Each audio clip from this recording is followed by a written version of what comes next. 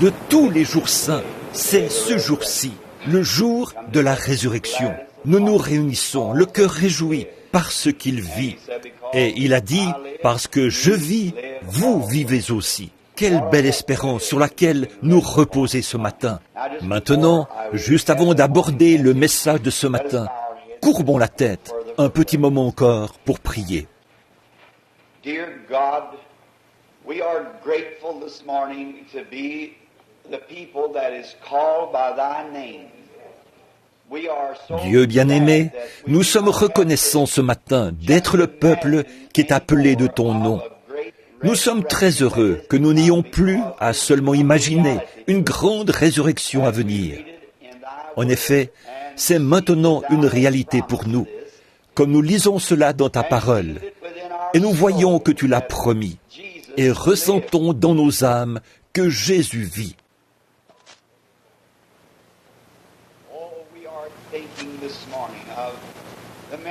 Oh, nous pensons ce matin aux nombreux chagrins que nous avons eus dans la vie, aux nombreuses tristesses que nous avons connues et aux expériences qui nous ont déchirés et jetés à la merci des vents de la terre.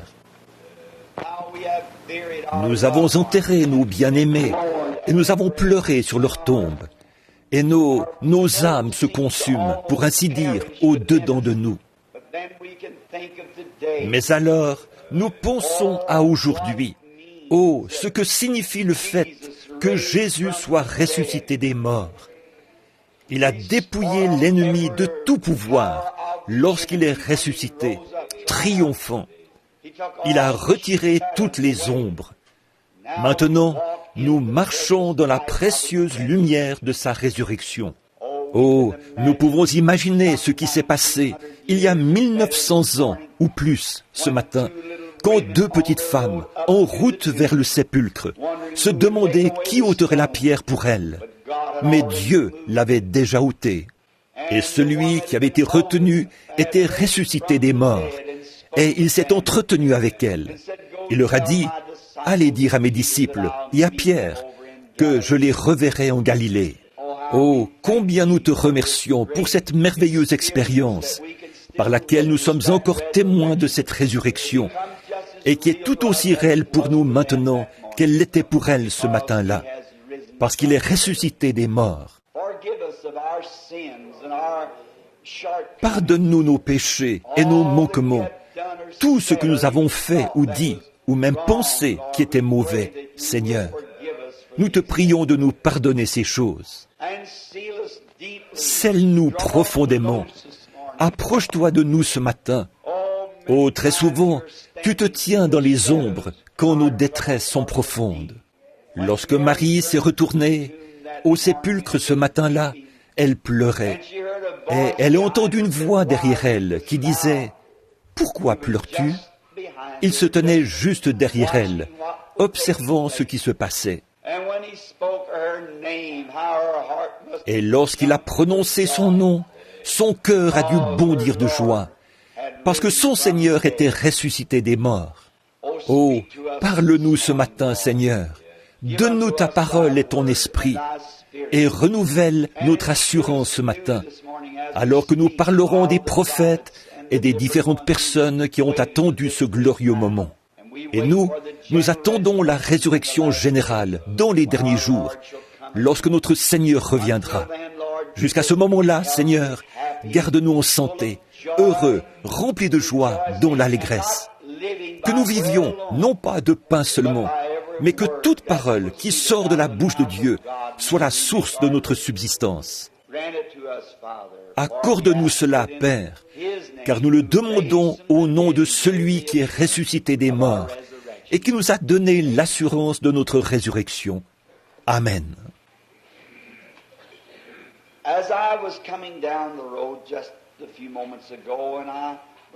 Alors que j'étais en chemin, il y a quelques instants, et que les oiseaux chantaient, je pensais, quelle belle journée de printemps. Après, Pâques tombe vraiment un moment approprié.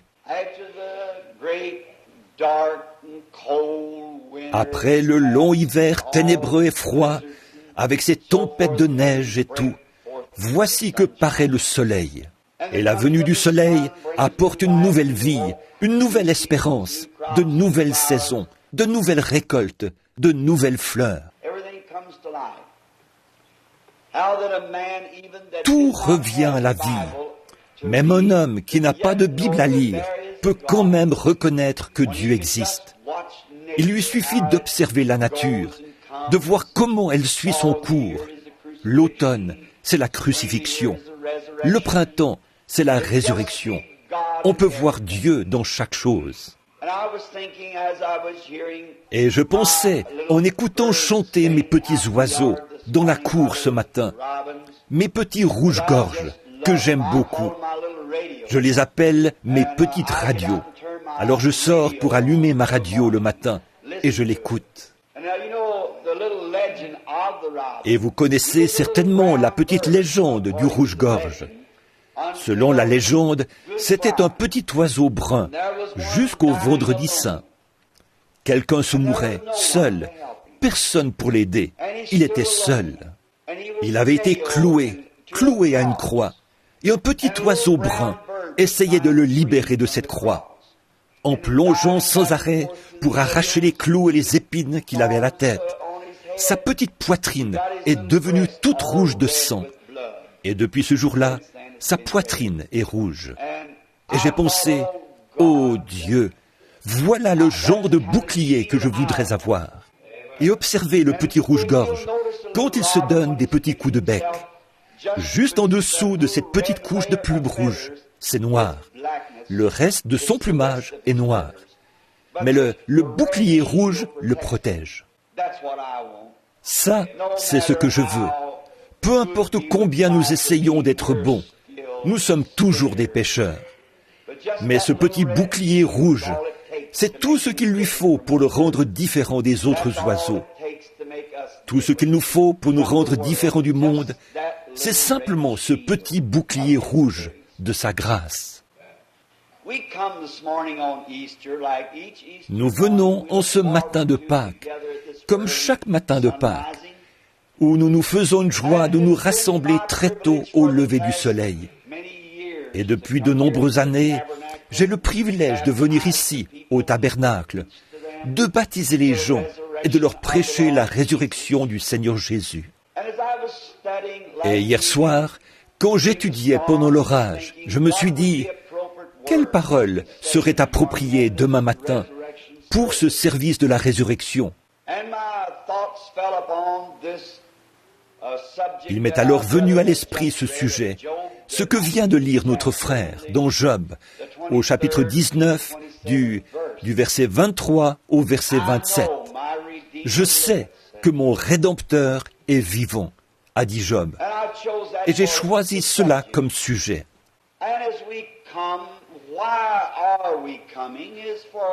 Et comme nous venons ici, pourquoi y venons-nous? C'est dans le seul but d'y trouver de nouvelles espérances. Nous sommes ici, sur cette terre, et nous savons que nous vivons dans les ténèbres. Inutile de nous imaginer des choses ou de nous raconter des histoires. Nous le savons bien, que nous vivons dans les ombres de la mort. Chaque sirène d'ambulance que nous entendons, chaque cimetière auprès duquel nous passons, chaque hôpital que nous voyons, chaque cheveu gris, tout cela grave dans notre mémoire, jeunes comme vieux, la pensée que nous sommes un peuple condamné.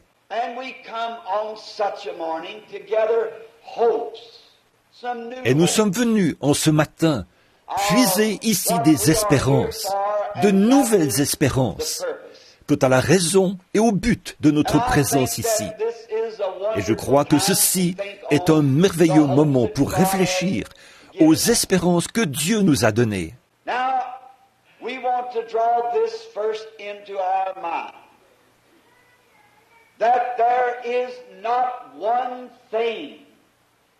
Maintenant, nous voulons premièrement que ceci soit très clair dans notre esprit.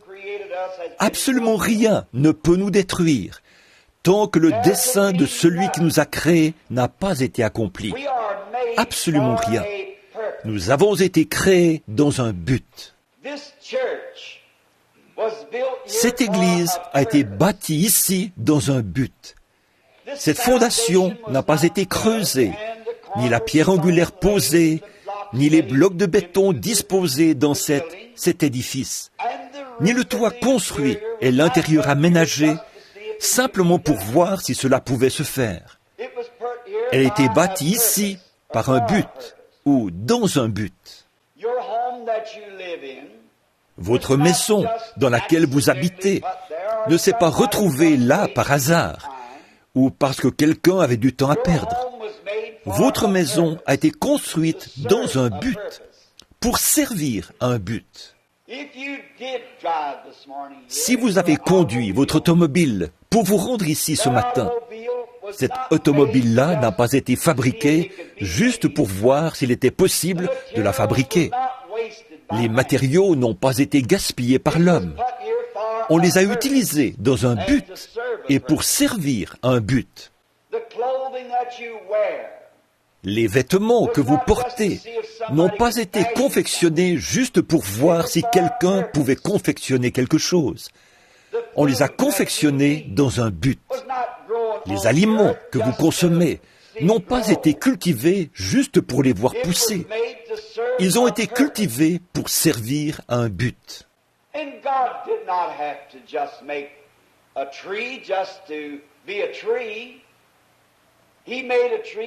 Et Dieu n'a pas créé un arbre tout simplement pour qu'il y ait un arbre.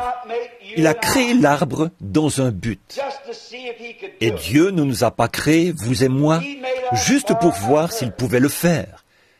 Il nous a créés dans un but. Donc, nous avons tous été placés ici dans un but. Vous n'avez pas été placés ici simplement pour qu'il y ait un être humain de plus. Vous avez été placés ici parce que Dieu vous a créé dans un certain but. Vous n'avez pas été placés ici simplement pour consommer les aliments que Dieu a fait pousser. Vous n'avez pas été placés ici simplement pour vivre dans la maison que l'homme a construite ou pour porter des vêtements que quelqu'un a confectionnés. Vous avez été placés ici dans un but précis.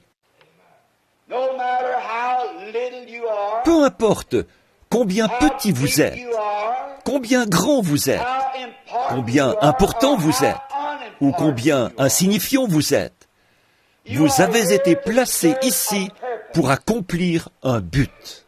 Just as my finger is here for a purpose, my nail on my finger is for a purpose.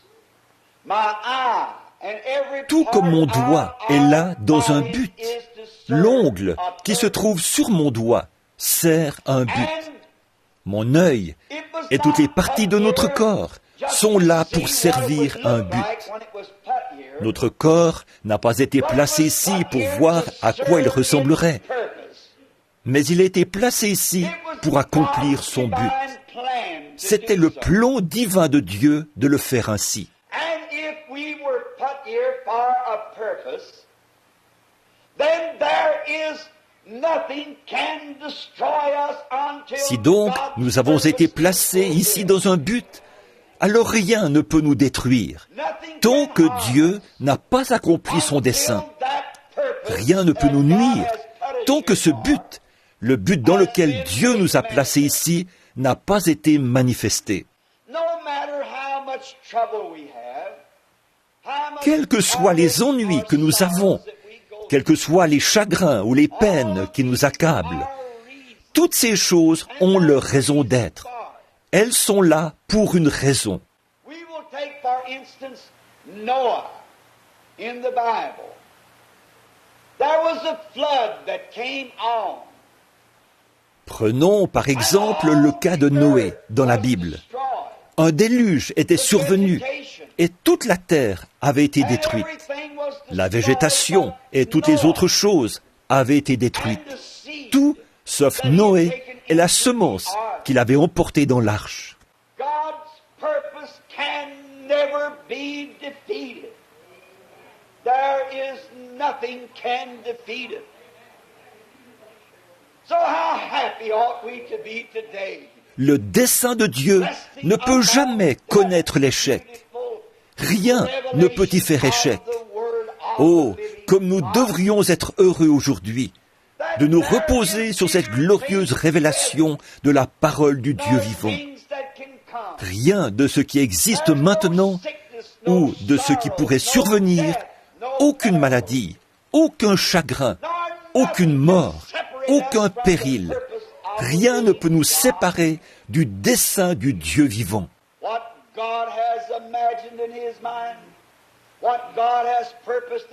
Ce que Dieu a conçu dans sa pensée, ce que Dieu a résolu dans son cœur d'accomplir, aucun démon, aucune puissance, rien ne pourra jamais disjoindre ce grand plan immortel, le plan éternel de Dieu. Tout doit s'accomplir comme Dieu l'a dit.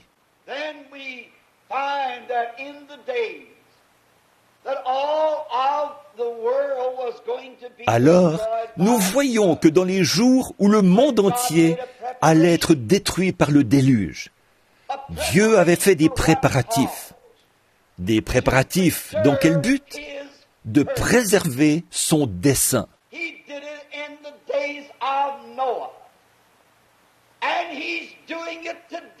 C'est ce qu'il a fait du temps de Noé. Et il le fait encore aujourd'hui. Il a fait des préparatifs afin de préserver son propre dessein. Il préservera une église. Il préservera un groupe de gens.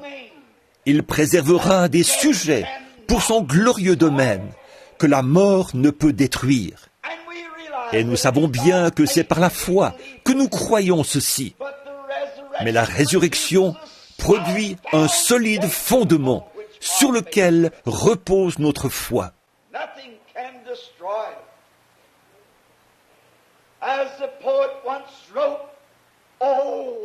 Rien ne peut détruire cela. Comme l'a écrit une fois le poète, « Oh, quel avant-goût de la gloire divine, héritier du salut, acquis par Dieu, né de son esprit, lavé dans son sang. » Quelle assurance! Sur ce roc solide, la résurrection de notre amoureux béni, le Seigneur Jésus. Rien ne peut détruire cela. Cela a été planté. C'est la semence de Dieu. Le but de Dieu, c'est de nous donner le Saint-Esprit béni. Le but de Dieu, c'est de nous montrer des signes, des prodiges et des miracles. C'est le but de Dieu, et rien ne peut le détruire. Toutes les puissances de l'enfer auront beau s'engager à fond à combattre ce but, il prévaudra quand même. Nous avons la promesse éternelle de Dieu. On aura peut-être des enseignants, on aura peut-être des ismes, on aura peut-être de grands programmes, on aura peut-être des choses donnant l'impression que ce but sera détruit. Mais il ne pourra jamais être détruit. Le but de Dieu, c'est de veiller à ce que ce but prévale. Alors, qu'il soit détruit ou non, ça ne dépend pas de moi et ça ne dépend pas de vous. Ça dépend de Dieu. Et nous pouvons nous reposer avec l'assurance que Dieu ne permettra jamais que notre héritage soit détruit. Parce que son but, c'est de nous le donner. Et nous pouvons repenser aujourd'hui à des cas de destruction où on a tenté de le détruire. Nous avons la promesse de Christ lui-même.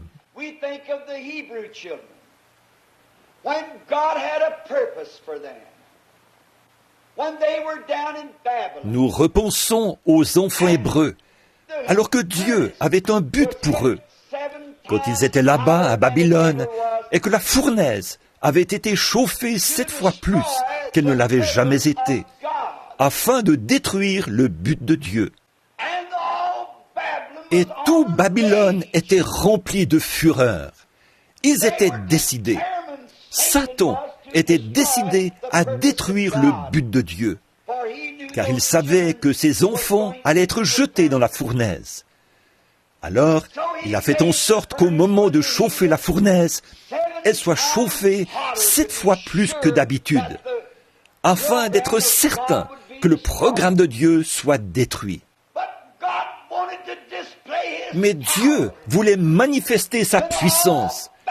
Alors tout Babylone et tout l'enfer étaient incapables de faire échec à ce but. Non, monsieur. Peu importe s'ils avaient fait chauffer cette fournaise 1 million de fois plus que d'habitude. Elle n'aurait jamais détruit le but de Dieu. Dieu voulait montrer qu'il était un Dieu de délivrance, qu'il accorderait sa délivrance à celui qu'il désire délivrer, et que rien ne pouvait faire obstacle à son programme. Alors, quand on a chauffé la fournaise, Shadrach, Meshach et Abednego ne savaient pas du tout qu'ils sortiraient de cette fournaise. En effet, ils ont fait eux-mêmes cette affirmation. Notre Dieu peut nous délivrer. Mais quoi qu'il en soit, nous ne nous prosternerons pas devant cette statue.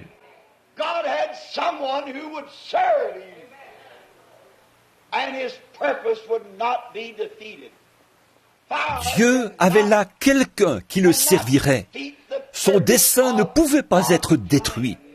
Le feu ne peut pas empêcher le plan de Dieu d'atteindre son but. Et oh, que je suis heureux de dire ceci ce matin.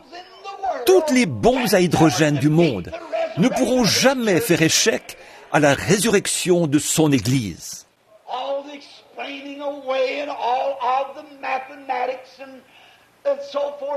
Malgré toutes les explications convaincantes, toutes les mathématiques et tout ce que ce monde intelligent s'est proposé de faire, dans le but voilé de détruire la foi des enfants de Dieu, il n'y arrivera jamais. La foi subsistera pour toujours.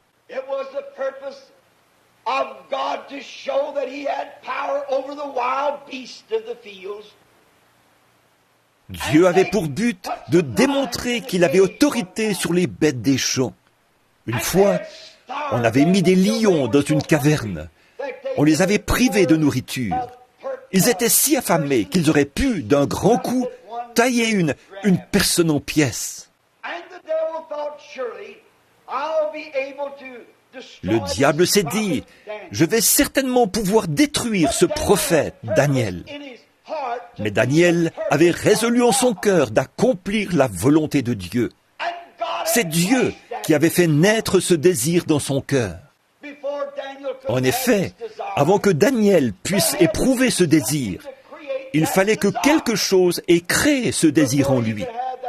Avant qu'il puisse avoir la foi, il fallait que quelque chose lui ait dit qu'il existe un Dieu qui peut délivrer. Et, oh, cela concorde vraiment bien ce matin avec la foi vivante du Dieu vivant dans son Église. Il y a quelque chose dans nos cœurs qui parle d'un pays au-delà du fleuve. Je ne peux pas mettre le doigt sur ce pays. Aucun homme ne le peut. Mais il y a quelque chose en nous qui nous dit que la tombe n'est pas son but. Tu es poussière et tu retourneras à la poussière. Cela n'a pas été dit de l'âme.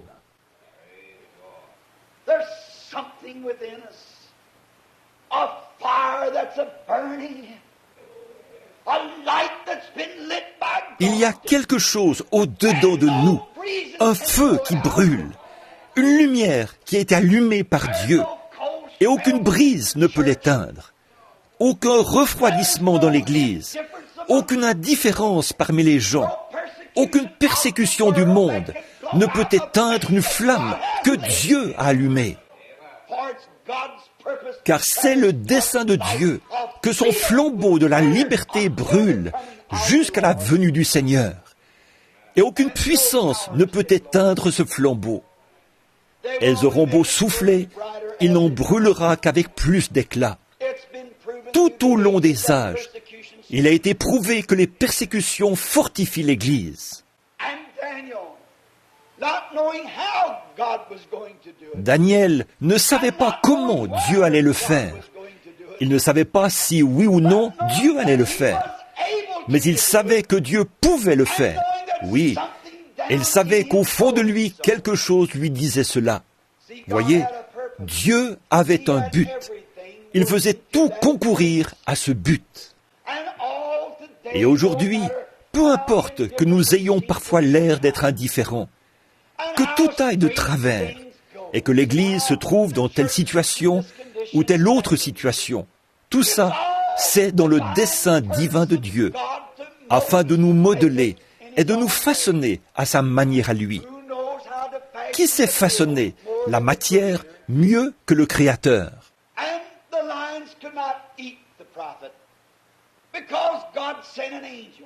Et les lions n'ont pas pu dévorer le prophète, parce que Dieu avait envoyé un ange. Il avait dépêché un ange qui se tenait auprès de ce prophète pour le protéger. Parce que Dieu avait un but. Il voulait faire voir à ce roi prétentieux sa main puissante et son dessein.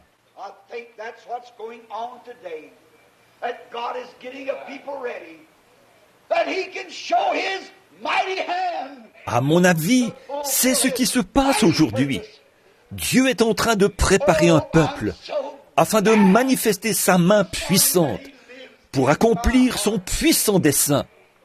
Oh, combien je suis heureux ce matin qu'il vive dans mon cœur, qu'il ne soit pas un Dieu mort. Il est un Dieu vivant et tout au fond de moi. Hier matin, j'étais assis dans un fauteuil de coiffeur pour me faire couper les cheveux. Un jeune homme me coupait les cheveux, là, dans la boutique de frère Egan. J'étais assis là, la tête baissée. Et oh, j'étais si fatigué. Mes réunions ont été très longues et je compte me retirer demain matin pour me reposer un peu, avant le début des prochaines réunions. Alors, j'étais si fatigué qu'il m'a semblé que mon cœur allait cesser de battre. Et tout à coup, j'avais l'impression d'être dans l'espace, pendant que j'étais assis là, et que j'entendais tout le monde parler. Je me suis demandé, ai-je fait une crise cardiaque, et que maintenant je suis en train de quitter ce fauteuil de coiffeur pour l'au-delà? Je me suis dit, je me demande bien si c'est ce qui est en train de se produire. J'ai palpé mes mains, elles étaient engourdies, et j'avais l'impression que mon cœur avait cessé de battre. Je me suis dit, oh, mais l'évangile doit être prêché. Alors aucune puissance ne peut m'emporter tant que le dessein de Dieu n'aura pas été accompli.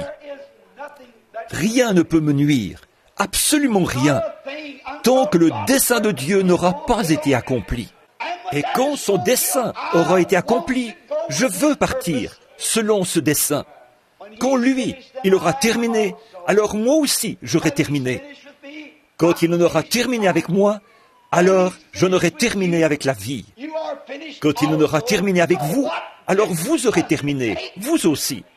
Donc, qu'est-ce que ça peut bien faire? Dieu tient toutes ces choses dans sa main. Que nous soyons jeunes ou vieux, nous ne savons pas à quel moment le dessein de Dieu sera accompli, achevé. Parfois, Dieu prend les petits bébés pour montrer qu'il peut guider leur petite âme. Tout ce qu'il fait, c'est dans un but. Il a dit que pas même un passereau ne peut tomber du ciel sans qu'il le sache. Toute chose concourt à son dessein, exactement à l'heure et au moment prévu. Tout cela est dans son plan divin. Rien ne peut détruire.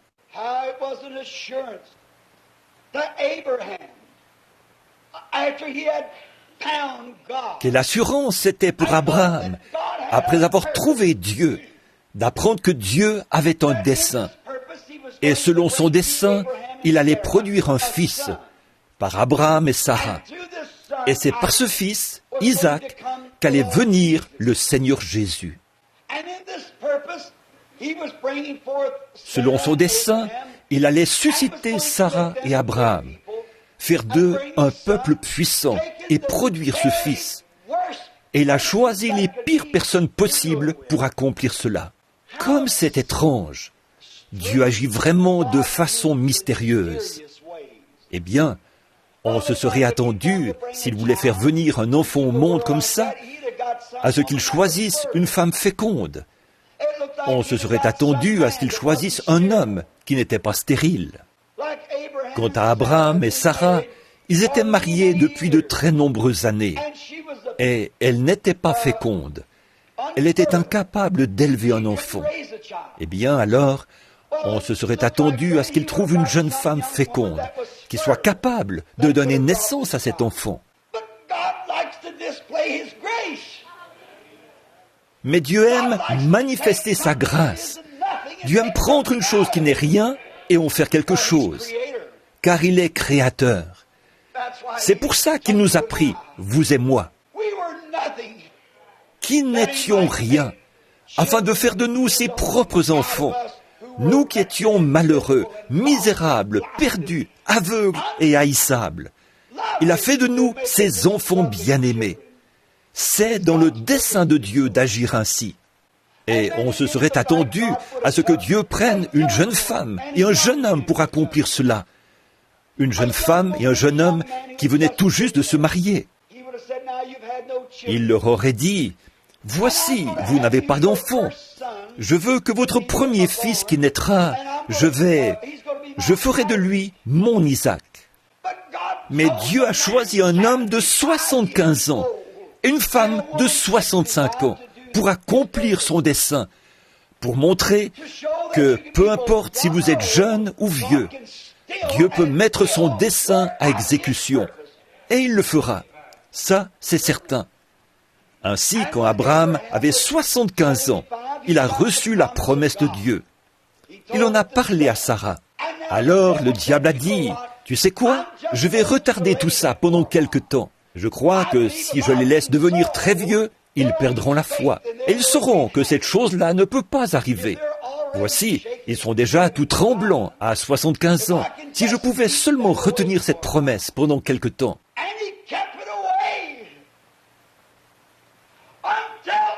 Et il a retenu cela jusqu'à ce qu'Abraham et Sarah soient très avancés en âge, qu'ils aient les cheveux gris et les épaules tombantes.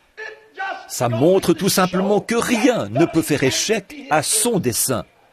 Pas même la mort ne peut faire échec à son dessein. Abraham était comme mort. Et ça faisait 40 ou 50 ans que le sein de Sarah était mort. Mais rien ne peut faire échec au dessein de Dieu. Son corps était usé, tout ridé. Les canaux lactaires étaient desséchés. Son cœur était si affaibli qu'il n'aurait pas pu supporter un accouchement. Mais là, Dieu nous fait savoir que son dessein ne peut pas échouer. Il a transformé Sarah. Il l'a fait redevenir une jeune femme. Et il a pris un homme âgé de 100 ans et lui a redonné sa jeunesse. Peu importe à quel point ça semble irrationnel, Dieu avait fait la promesse. Abraham ne douta point par incrédulité au sujet de la promesse de Dieu. Mais il fut fortifié, donnant gloire à Dieu, car il avait conclu que lui, Dieu, était capable d'accomplir ce qu'il avait promis. Alors, que devrions-nous être ce matin? Nous sommes les enfants de sa promesse. Nous qui sommes morts en Christ, nous sommes la postérité d'Abraham. Nous sommes co-héritiers de la promesse avec lui. Alors, peu importe à quel point la maladie nous attaque, peu importe de quelle mort nous mourrons, peu importe le degré de pauvreté qui nous assaille, le dessein de Dieu ne peut pas échouer. Il nous relèvera, parce que je vis, vous vivrez aussi. Voilà notre espérance. Bon, je sais qu'aujourd'hui, c'est mon anniversaire et que je me fais vieux. Je me regarde dans le miroir et je constate que ce jeune garçon qui avait construit ce tabernacle n'est plus si jeune que ça. Il se transforme en homme âgé, aux épaules tombantes, à la barbe grisonnante, en train de perdre ses cheveux. Mais rien ne peut faire échec au dessein de Dieu. Rien. Aussi, je me repose avec assurance sur la promesse. Parce que je vis, vous vivrez aussi. Je dis comme Job autrefois, je sais que mon Rédempteur est vivant. Et au dernier jour, il se tiendra sur la terre. C'est un but que Dieu a. Il faut que j'accomplisse ce but. Ma vie entière doit être amenée à son but et à son programme. Il en est ainsi pour chacun de nous. Dieu a un but pour lequel le vieil Abraham a pu persévérer, comme voyant celui qui est invisible, parce que c'était le dessein de Dieu. Il savait que Dieu lui avait fait cette promesse. Alors, peu importe combien tout semblait contraire, Dieu avait fait cette promesse-là à Abraham. Donc Dieu a accompli sa promesse. Il l'a accompli pour Abraham. Il l'a accompli pour tous ses enfants. Et il tiendra sa promesse. C'était le cas de Moïse. Il avait été instruit dans toute la sagesse des Égyptiens. Mais il savait que Dieu avait un but à accomplir dans sa vie. C'était le cas de Jochébed, sa mère, qui avait pris son bébé chéri, le plus beau de tous les bébés du monde, à cette époque-là. Un doux petit enfant. Elle l'a mis dans une arche et l'a poussé sur les eaux du Nil, où les crocodiles étaient devenus gras à force de manger de jeunes enfants hébreux, car on leur donnait pour nourriture des enfants hébreux. Et elle a pris son bébé et l'a poussé là, en plein dans les mâchoires de la mort. Tout en sachant ceci, le dessein de Dieu ne peut pas échouer. Dieu d'Abraham, prends soin de mon enfant et fais-lui accomplir le but pour lequel tu l'as suscité. Il n'y avait pas assez d'eau dans le Nil pour le noyer. Il n'y avait pas assez de crocodiles dans le monde pour le dévorer. Il était l'élu de Dieu. Et de même qu'il était l'élu de Dieu pour ce but-là, nous sommes les élus de Dieu aujourd'hui. Nous qui croyons à la résurrection du Seigneur Jésus. Et il n'existe pas de bombe, il n'existe pas d'enfer, il n'existe rien d'autre qui puisse détruire le dessein de Dieu. Nous aurons part à la résurrection. Il le faut. C'est une promesse que nous avons reçue de Dieu, le dessein de Dieu. Et Moïse, un homme d'âge mûr de 40 ans, qui avait été instruit dans des écoles. Mais parfois, Dieu utilise des voies détournées pour accomplir ses desseins, ce qu'il a promis.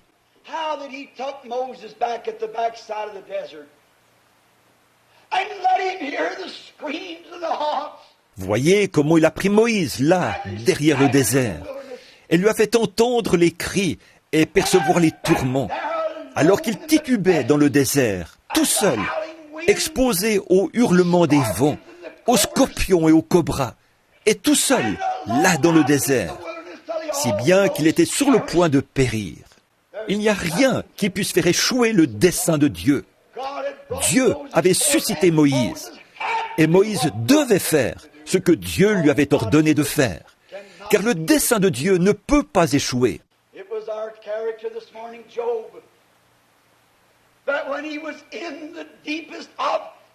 C'était le cas de Job, notre personnage ce matin, quand il était au plus fort de la détresse et qu'il avait perdu toutes ses richesses. Ses enfants étaient décédés, son corps était couvert d'ulcères, et Job était dans la détresse, la plus accablante de sa vie. Il était assis sur un tas de cendres, il grattait ses ulcères avec un tesson, et sa femme s'est tenue à la porte et lui a dit « Pourquoi ne pas maudire Dieu et mourir ?» Les membres de son Église lui avaient tourné le dos pendant 7 jours, et ils l'accusaient. Eux qui auraient dû le réconforter, mais ils l'accusaient d'avoir péché en secret, et l'accusaient d'être un rétrograde.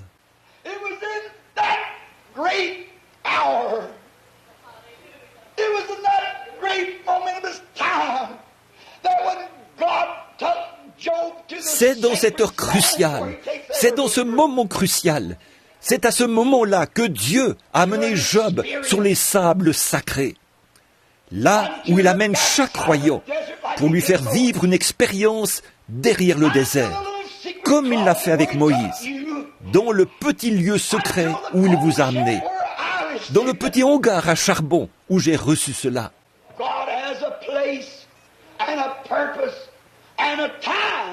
Dieu a un lieu, un dessein et un temps.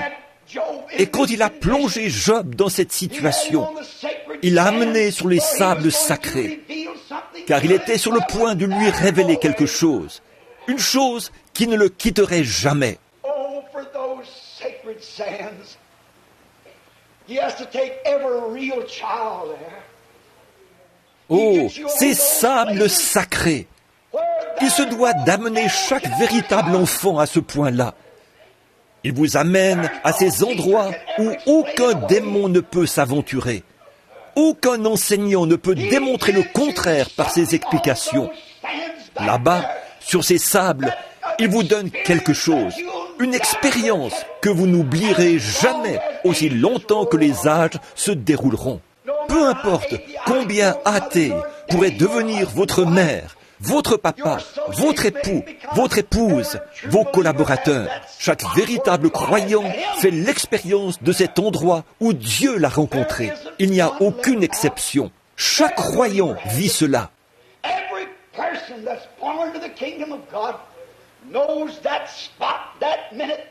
Toute personne qui est née dans le royaume de Dieu connaît cet endroit, cette minute, cette heure où Dieu l'a saisi. Et sur ces sables sacrés, dans la présence du buisson ardent, il a fait quelque chose à ce croyant qu'aucune intelligence du monde ne peut détruire. Sur ce roc, je bâtirai mon église, et les portes du séjour des morts ne la détruiront pas. Sur ce roc, la révélation spirituelle de Jésus le ressuscité. Sur ce roc, Job était dans la détresse. Il avait tout perdu. Sa femme s'était retournée contre lui et l'accusait. Et tous ses amis croyants s'étaient retournés contre lui parce qu'il n'avait que la théologie. Et tous les autres s'étaient retournés contre lui. Mais Dieu a dit, « Approche-toi, Job. Je vais te donner quelque chose, mon garçon. Je vais placer en toi quelque chose que tous les démons de l'enfer ne pourront t'enlever en t'ébranlant. » Et même si tous les enseignants du monde t'accusent d'une façon ou de l'autre, cette chose ne bougera jamais.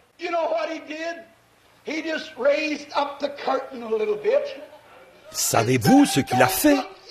Il a tout simplement soulevé le rideau un tout petit peu et a dit, « Regarde là-bas, Job. » Et qu'a vu Job? Que pensez-vous qu'il a vu? Il a vu Pâques pour la première fois. Il a vu le premier Pâques. Et il s'est écrié, « Je sais que mon Rédempteur est vivant. » Oh, quel endroit béni où se trouver! Chaque homme qui est choisi de Dieu, chaque femme et chaque enfant arrive à cet endroit, sur ces sables sacrés, où Dieu soulève le rideau. Et là, vous le voyez dans la puissance de sa résurrection. Vous savez qu'il est vivant. Et comme Job, nous pouvons nous écrier, « Je sais que mon Rédempteur est vivant et que dans les derniers jours, il se tiendra sur la terre. Même si les vers de ma peau détruisent ce corps, de cette même chair, je verrai Dieu. » Cette toute première vision de Pâques a fait pousser un cri au prophète. Les tonnerres ont grondé et il y a eu des éclairs. Pour la première fois, il a vu Pâques. À quel moment l'a-t-il vu? Ce n'est pas quand il portait des tenues très soignées, pas quand ses cheveux étaient peignés, peut-être avec grand soin, pas quand il jouissait d'une excellente santé, mais c'est quand il était dans la détresse, quand il était en proie à la détresse, presque à l'heure de sa mort. C'est à ce moment-là qu'il a vu Pâques. C'est là qu'il a vu la première résurrection. Oh, c'est pareil pour vous et moi. C'est quand nous nous sommes prosternés devant l'autel, quelque part, que nous étions prêts à mourir et que nous avons dit, « Seigneur Dieu, fais quelque chose pour moi. » C'est à ce moment-là que Dieu a soulevé le rideau et que nous avons vu Pâques.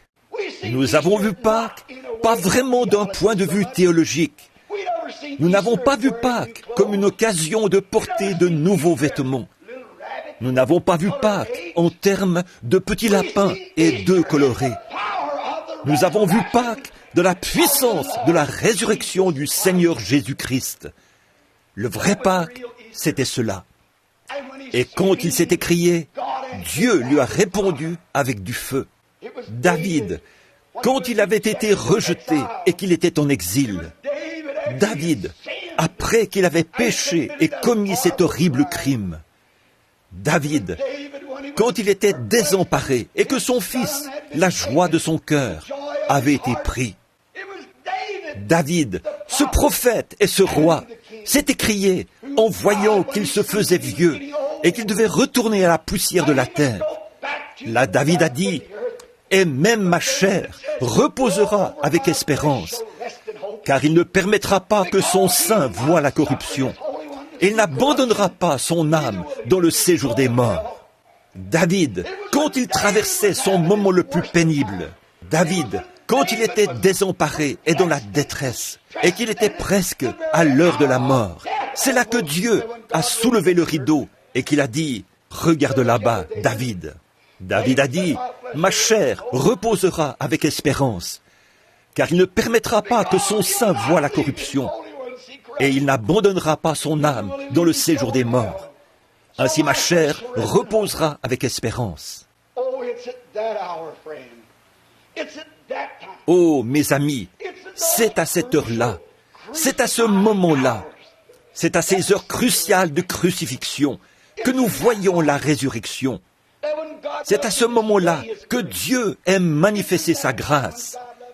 C'est à ce moment-là que Dieu aime rassurer ses enfants. L'heure la plus sombre que ce monde ait jamais connue, c'était le vendredi saint. Toutes les espérances, à ce moment-là, tout ce qui avait été écrit, les gens avaient pour seule espérance ce qui avait été mis par écrit. Ils avaient pour seule espérance les déclarations d'un certain philosophe. Et là, sur le calvaire, se mourait le prince de la vie. C'était l'heure la plus sombre que le monde ait jamais connue. Mais Pâques a produit l'heure la plus radieuse que le monde ait jamais connue. Car toutes les superstitions, tous les doutes et toutes les craintes ont été éliminées quand Dieu l'a ressuscité. Pourquoi était-elle sombre? Qu'est-ce qui la rend sombre? Poursuivons ce que je disais tout à l'heure au sujet des oiseaux, au sujet des fleurs. Pourquoi donc le lys de Pâques fleurit-il à Pâques? Pourquoi les oiseaux chantent-ils au printemps? Pourquoi les plantes fleurissent-elles? C'est parce que l'été s'annonce. Qu'est-ce qui fait ça? Février, c'est à peu près le pire mois que nous avons eu. L'hiver se prolonge, se prolonge, se prolonge, se prolonge, jusqu'à ce qu'il donne son dernier coup. Puis il se retire pour céder la place à la vie. La mort a donné son dernier coup. Elle doit se retirer pour faire place à la vie. Pourquoi fait-il sombre avant le jour? Avant le jour, il fait plus sombre que jamais. Les scientifiques nous disent que c'est la lumière qui fait pression, qui entre en scène et qui descend. Le soleil se lève, enveloppe le monde. Sa lumière fait pression sur les ténèbres. Elles donnent leur dernier coup. Elles ne peuvent plus résister. Les ténèbres ne peuvent pas du tout résister à la lumière. Elles ne le peuvent pas. La lumière est 10 millions de fois plus puissante que les ténèbres. Alors il est impossible pour la lumière et les ténèbres de cohabiter. Et quand la lumière commence à se lever, les ténèbres se rassemblent et deviennent denses. La lumière les comprime. C'est pareil à laisser tomber de l'encre dans une bassine remplie de décolorants. Elle disparaît tout simplement. La noirceur de l'encre disparaît quand elle tombe dans le décolorant. Cette encre devient, elle aussi, du décolorant. Oh, c'est ainsi qu'est le péché. Quand il tombe dans le sang du Sauveur, il disparaît tout simplement. Il n'existe plus. Ce n'est pas étonnant qu'il ait dit, c'est dans la mer de l'oubli, la bassine du décolorant de Dieu, où il est pour toujours impossible de retrouver ce péché. Il a été dissous. Il n'existe plus. Il en est de même pour le péché. Une fois que vous avez vu la véritable résurrection et le prix qui a été payé pour cette résurrection, les ténèbres se condensent. parce qu'elles doivent bientôt disparaître. Et aussitôt qu'apparaît la lumière, les ténèbres disparaissent. Où vont-elles? Qu'est-il arrivé à cette nuit ténébreuse qui, il y a quelques heures, enveloppait ce tabernacle? Elle ne peut simplement plus exister maintenant. Le soleil brille. Où est-elle allée? En quel lieu s'est-elle élevée ou est-elle descendue? Elle a tout simplement disparu. La raison pour laquelle il faisait noir, c'est parce qu'il n'y avait pas de lumière. Et la raison pour laquelle l'homme vivait sans espérance, c'est parce qu'il n'y avait pas eu de résurrection. Mais Pâques a produit la résurrection. Maintenant, les ténèbres ont disparu. Tout est lumière. Oui, nous marcherons dans cette lumière, là où la miséricorde étincelle. Brille autour de nous, le jour et la nuit. Jésus, la lumière du monde.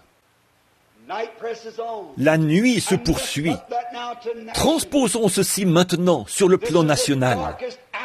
C'est l'heure la plus sombre que ce monde ait jamais connue. Même la nature tremble. À un moment donné, cette terre tout entière pourrait être réduite en poudre. Qu'arriverait-il de par cette réaction de l'hydrogène ou de l'oxygène, de certaines de ces bombes puissantes, la réaction atomique? Chaque arbre, chaque herbe, tout, chaque branche, chaque butte, chaque personne, tout serait mis en pièces et redeviendrait des acides. Voyez-vous ce que c'est? Le monde entier tremble. Les bombes sont prêtes. Tout semble fixé dans le temps. Et si les ténèbres ont un temps qui leur a été fixé, à combien plus forte raison la lumière a-t-elle un temps qui lui a été fixé? Qu'est-ce qui fait que ce soit si ténébreux en ce moment? Qu'est-ce qui cause de telles choses? Les églises n'ont plus de communion entre elles. Nous nous disputons. Oh, quoi donc? Je suis méthodiste, je suis presbytérien, je suis pentecôtiste, je suis de l'Église de Dieu, je suis des assemblées. Oh, mes enfants, ne voyez-vous pas? Si c'était là notre seul point d'appui, nous serions les gens les plus malheureux du monde. Je suis si heureux que dans un petit lieu sacré, un petit lieu, ici, sur l'avenue Oyo, un soir, dans un hangar à charbon, Dieu ait soulevé le rideau. C'est là que pour moi, méthodiste, baptiste, presbytérien, pentecôtiste, tout cela a cessé d'exister, car j'ai vu Pâques. J'ai vu Jésus, mon Sauveur. J'ai vu qu'il est la résurrection et la vie. Celui qui croit en moi, vivra, quand même il serait mort. Quiconque vit et croit en moi ne mourra jamais. Je vois qu'il est le seul roi et seul souverain, la seule chose qui puisse m'aider, le seul donateur de la vie éternelle, le seul qui puisse guérir ma maladie, qui puisse ôter mes maladies, qui puisse me ressusciter dans les derniers jours.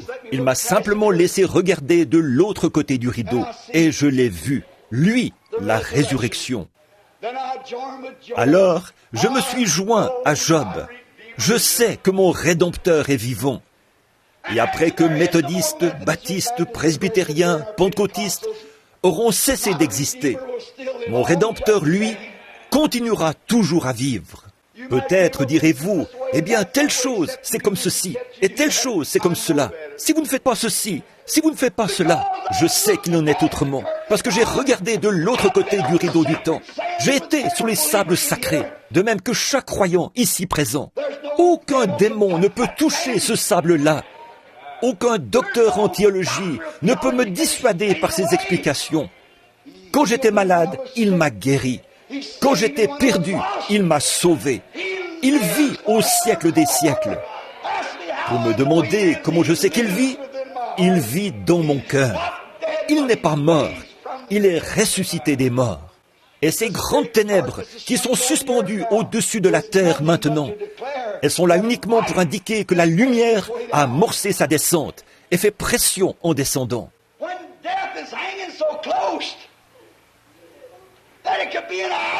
La mort est si proche que cela pourrait se produire dans une heure.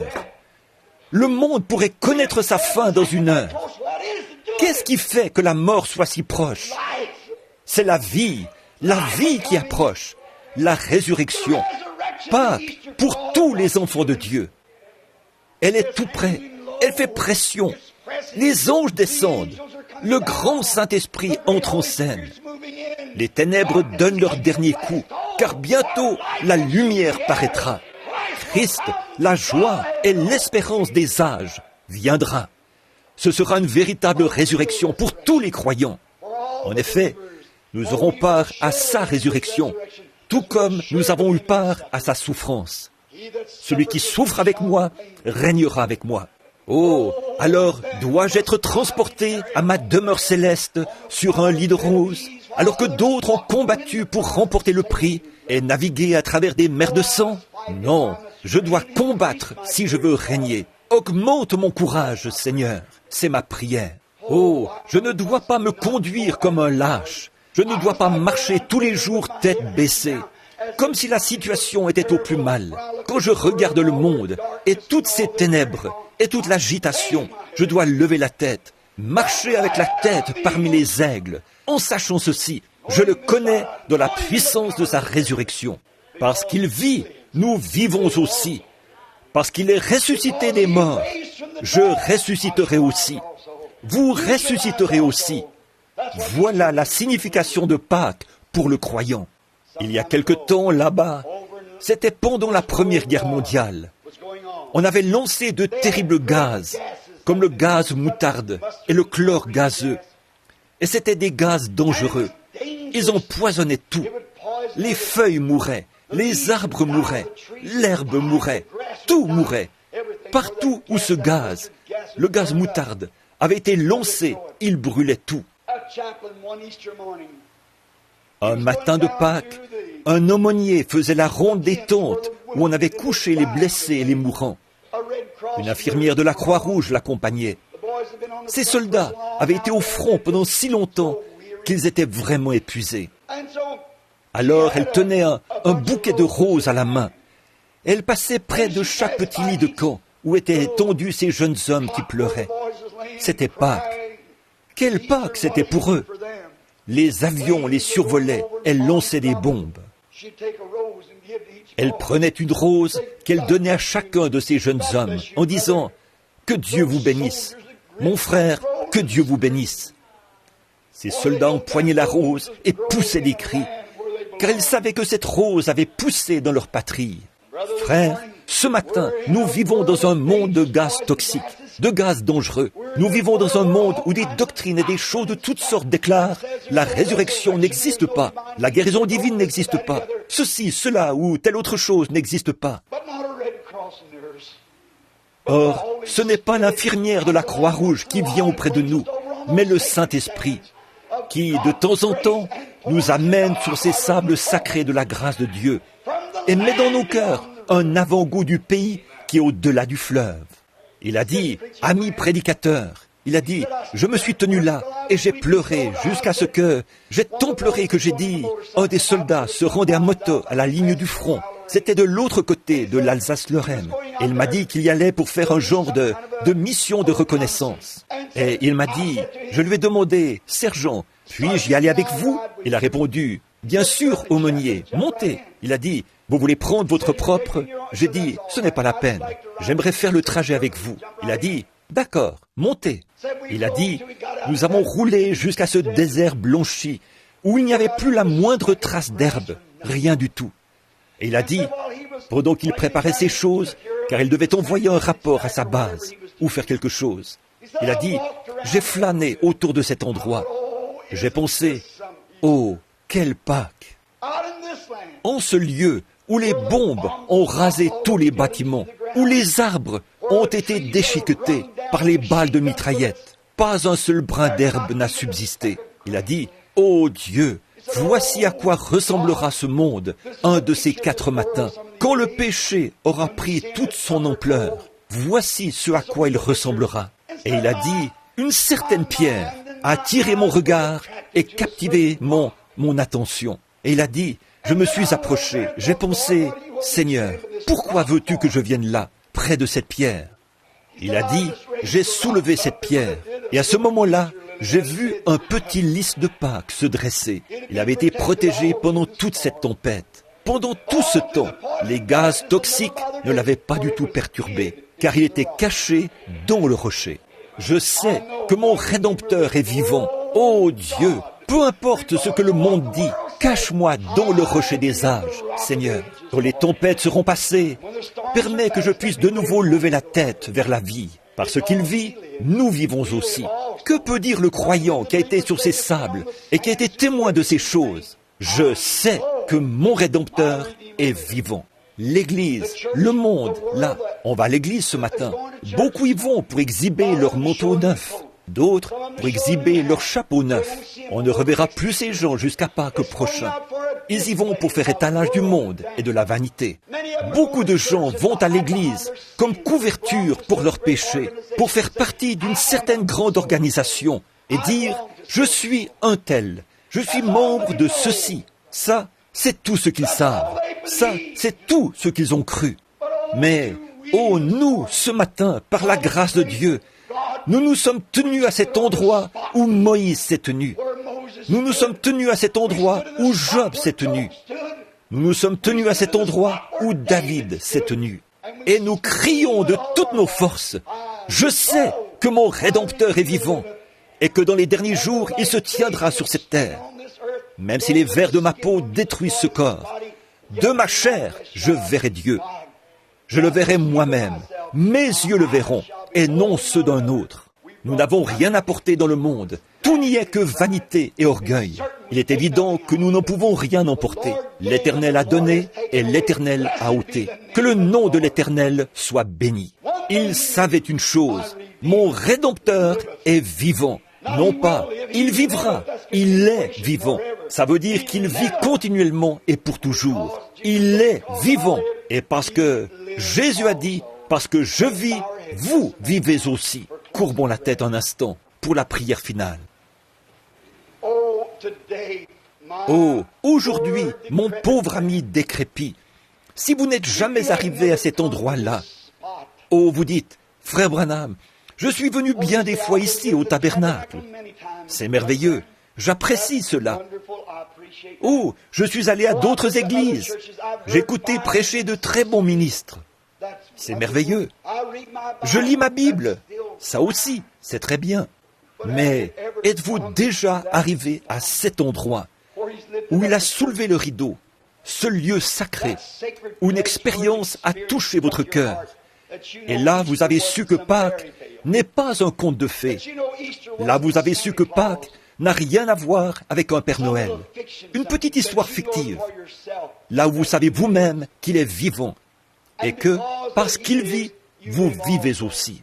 Si vous n'avez jamais vécu cette expérience, alors ce matin, c'est le meilleur moment du monde pour laisser Dieu soulever le rideau. Jésus est vivant. Il agit librement sur la terre ce matin. Il est votre sauveur aujourd'hui. Il sera peut-être votre juge demain. Mais n'avez-vous jamais eu cette expérience? Sinon, voulez-vous lever la main pour dire « Oh Dieu, sois miséricordieux envers moi. À partir de maintenant, je croirai. » Celle qui a levé la main là, au fond. Que Dieu vous bénisse, monsieur. Vous qui êtes là-bas, quelqu'un d'autre, levez la main. Maintenant, tous ceux qui sont ici et qui n'ont jamais vécu cette expérience, voulez-vous lever la main pour dire « Oh Dieu, ce matin, à ta propre manière divine, je ne t'impose pas la façon dont tu vas me faire vivre cette expérience, et je ne te l'indique pas non plus, Seigneur, mais à ta propre manière divine, Seigneur, veux-tu m'amener à cet endroit où quelque chose se produira dans mon cœur? J'ai eu des hauts et des bas. J'ai été en dedans et en dehors. On dirait que je n'arrive pas à me stabiliser. Mais fais que ce jour de Pâques soit un vrai Pâques pour moi. Seigneur, amène-moi à cet endroit-là, derrière le désert. Et là-bas, façonne maintenant mon cœur. Donne-moi de me tenir sur ces sables sacrés, où aucun démon, ni rien d'autre, ni personne ne pourra me dissuader. Je saurai que c'est réel. Laisse-moi regarder de l'autre côté du rideau du temps pour envisager l'avenir. C'est pour cela que je suis venu ici ce matin, Seigneur, pour trouver cela. J'ai écouté le prédicateur essayer de l'expliquer. Je veux que tu me le révèles. Voulez-vous lever la main? Que Dieu vous bénisse, madame. Que Dieu vous bénisse. Et vous, le jeune homme qui est là-bas au fond, que Dieu soit avec vous. À ma gauche ici, dans l'allée de gauche. à ma gauche. Est-ce que quelqu'un voudrait dire, « Ô Dieu, sois miséricordieux envers moi en ce moment. Que Dieu vous bénisse. » Vous qui êtes ici, dans l'autre allée, oui, levez la main, dites, « Ô Dieu, sois miséricordieux envers moi. » Que Dieu vous bénisse, jeune dame. J'ai le mal du pays. Je suis fatigué. Et c'est Jésus que je veux voir. J'aimerais entendre des cloches du Havre, le doux carillonnement. Mon sentier s'éclairerait. Toutes les craintes se dissiperaient.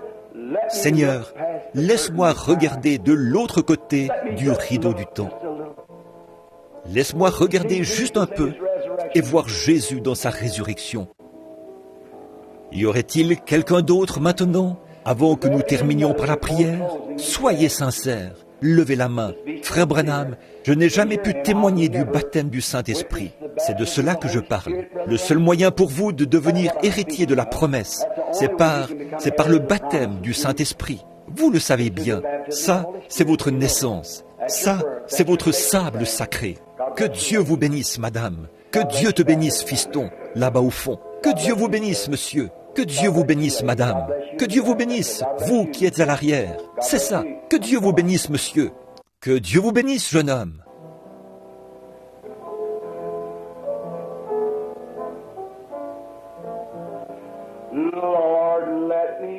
Seigneur, laisse-moi regarder de l'autre côté du rideau du temps.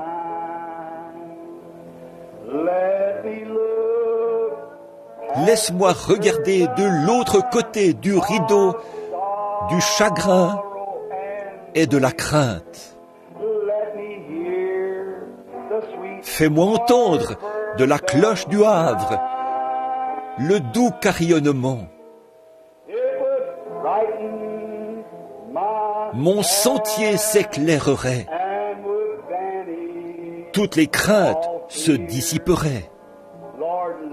Seigneur, laisse-moi regarder de l'autre côté du rideau du temps.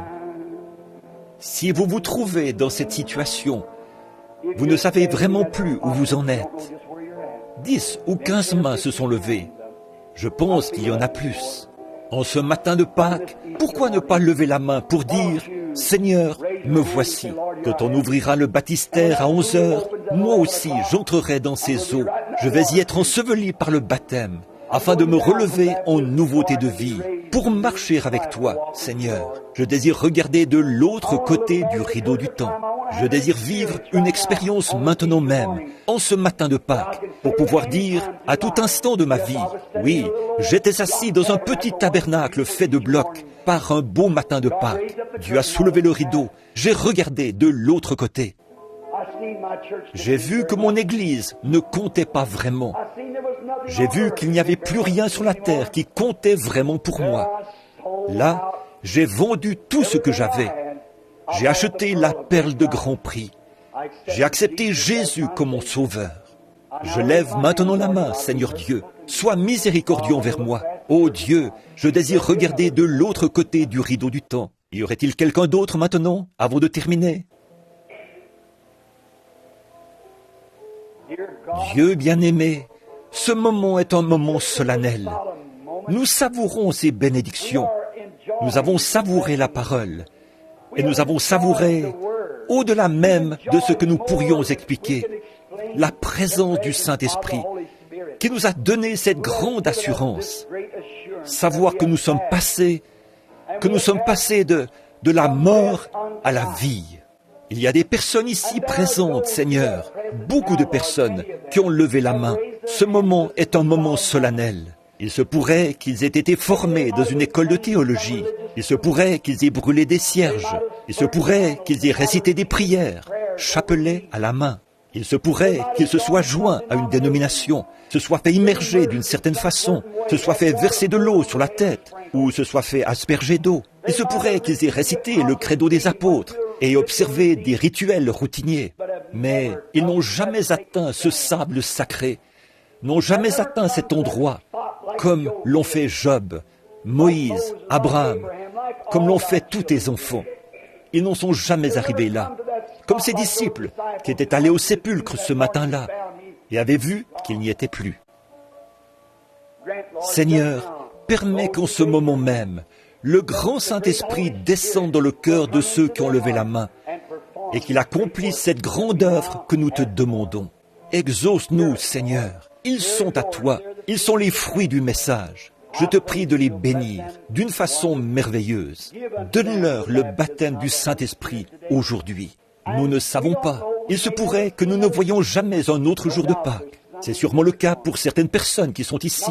Ils ne verront plus un jour de Pâques comme ceci, Pâques qui sert de commémoration. Mais, Seigneur, puissent-ils voir le vrai jour de Pâques, Seigneur, celui où leur corps reprendra la silhouette d'un jeune homme ou d'une jeune femme, où ils sortiront de la tombe pour vivre éternellement. Bénis-les, Seigneur, ils sont à toi. Celui qui les a tirés, c'est toi. En effet, il est écrit, « Nul ne peut venir à moi si mon Père ne l'attire premièrement. » Ils sont maintenant à toi, si tu les as tirés, si tu es assez près d'eux pour les amener à lever leurs mains en l'air.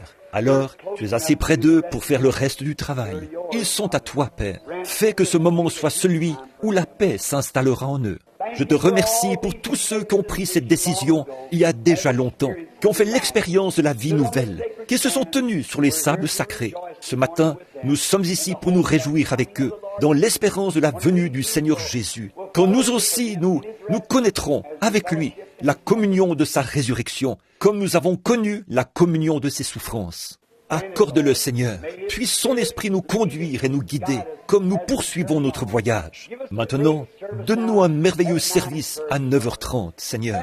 Guéris instantanément ceux qui sont malades et ceux qui sont affligés. Ceux qui n'ont encore jamais été immergés, qu'ils descendent dans la tombe ce matin et qu'ils se relèvent de cette tombe d'eau, Seigneur. C'est là la commission donnée par notre Seigneur. Après sa résurrection, il est apparu et a dit, « Allez par tout le monde, prêchez l'Évangile. Celui qui croira et qui sera baptisé sera sauvé. » Permets, Seigneur, qu'il en soit ainsi. Donne-nous une soirée glorieuse ce soir. Oui, Père, donne-nous une glorieuse journée. Puissions-nous longtemps savourer la présence de Dieu, car nous le demandons au nom de Jésus. Amen.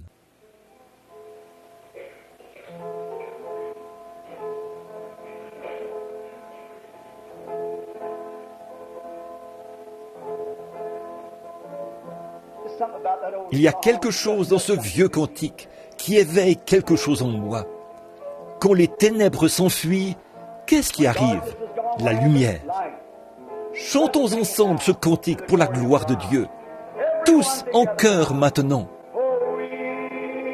Oh oui, nous marcherons dans la lumière. Là où la miséricorde étincelle. Brille autour de nous le jour et la nuit. Jésus, la lumière du monde. Lorsqu'il est ressuscité le matin de Pâques, il a dissipé toutes les ténèbres. Elles se sont envolées. Il est maintenant la lumière. Je suis la résurrection et la lumière.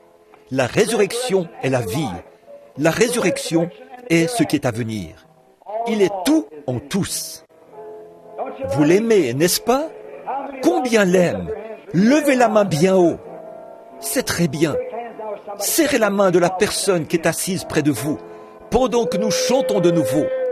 Nous, à votre droite, à votre gauche, derrière vous, devant vous. Belle lumière.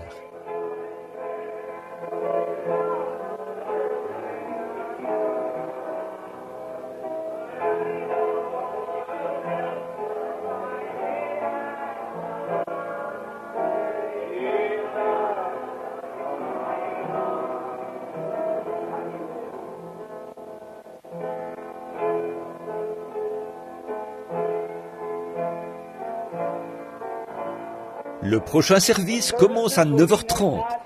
Ce sera un service de prédication et de prière pour les malades. Le service de baptême commencera à 11h. Tous ceux d'entre vous qui veulent être baptisés par immersion, le baptistère a été rempli d'eau.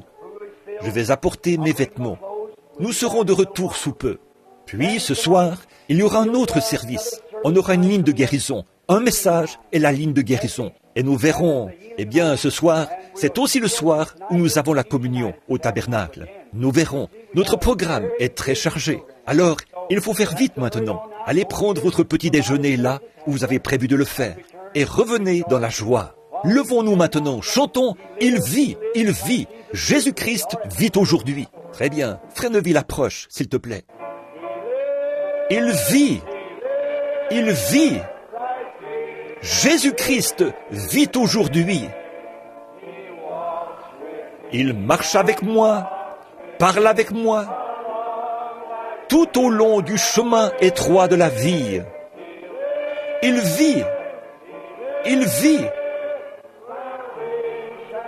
pour donner le salut. Vous me demandez comment je sais qu'il vit? Il vit dans mon cœur. Maintenant, que tout le monde dise un grand Alléluia. Il vit. Jésus-Christ vit aujourd'hui. Il marche avec moi, parle avec moi, tout au long du chemin étroit de la vie. Il vit, pour donner le salut. Vous me demandez comment je sais qu'il vit? Il vit dans mon cœur. Chantons-le encore. Quand nous arriverons là où on dit « Il vit », levons les mains vers lui, comme ceci. Il vit. Vous me demandez comment je sais qu'il vit? Il vit dans mon cœur. Tout le monde là. Il vit. Jésus-Christ vit aujourd'hui. Il marche avec moi, parle avec moi, tout au long du chemin étroit de la vie.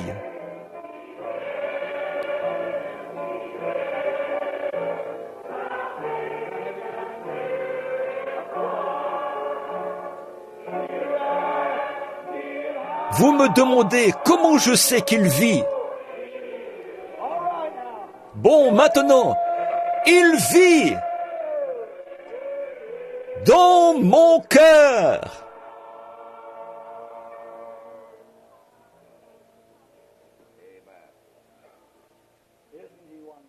N'est-il pas merveilleux?